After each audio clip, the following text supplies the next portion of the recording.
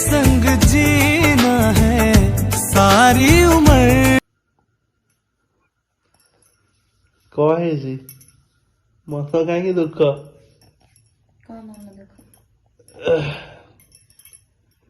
सांग माने वर्तमान 11:30 मुझे ऑफिस रू आसिली पिलाटी आमर शोई मत थंडा धरी जाइए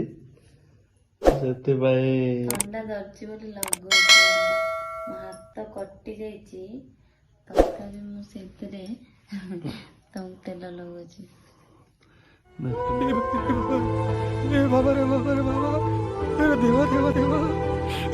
मैं तो तेरे को हरामी समझता था तू तो राम निकला रे देव मानुस निकला। କରିବାକୁ ବାଧ୍ୟ ହଉଛି କାରଣ ଲଭ୍ ମ୍ୟାରେଜ ବୁଝିଲେ କି ସାଙ୍ଗମାନେ ଲଭ୍ ମ୍ୟାରେଜ କରିବେନି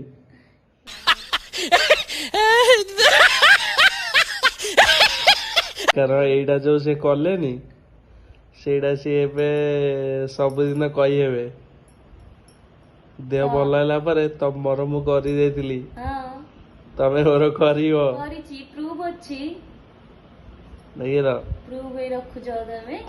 ଅବଶ୍ୟ ଏବେ ଟିକେ ଖୁସି ଲାଗୁଛି ଦେହ ଖରାପ ଥିଲେ ବି ଖୁସି ଲାଗୁଛି ସ୍ତ୍ରୀ ଠାରୁ ମୋଡା ଖାଉଛି ଯେତେବେଳେ ତାରିଫ ନ କଲେ ଗାଡି ଆଗକୁ ଚାଲିବ କେମିତି ସାଙ୍ଗମାନେ ତାର ଅବସ୍ଥା ଦେଖନ୍ତୁ ପିଲାଟି ଶୋଇଥିଲା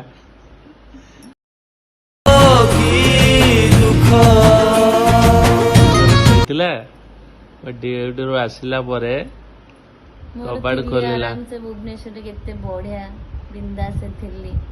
ନାଇଁ ଟେନସନ 10ଟା ବେଳୁ ଶୋଇ ପଡିବି ଉଠିବି ଦିନ 9ଟାରେ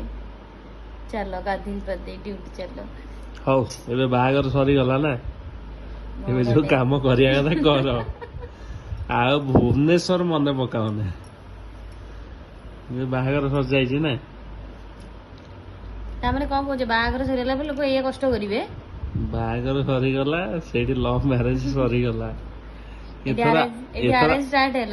ଏଇଠୁ ଆରେଞ୍ଜ ଷ୍ଟାର୍ଟ ହେଲା। ହଉ ଯାହା ହଉ ଭଗବାନ ମତେ ଗୋଟେ ଭଲ ସ୍ତ୍ରୀଟେ ଦେଇଛନ୍ତି ଏମିତି ସେବା କରୁଥାଉ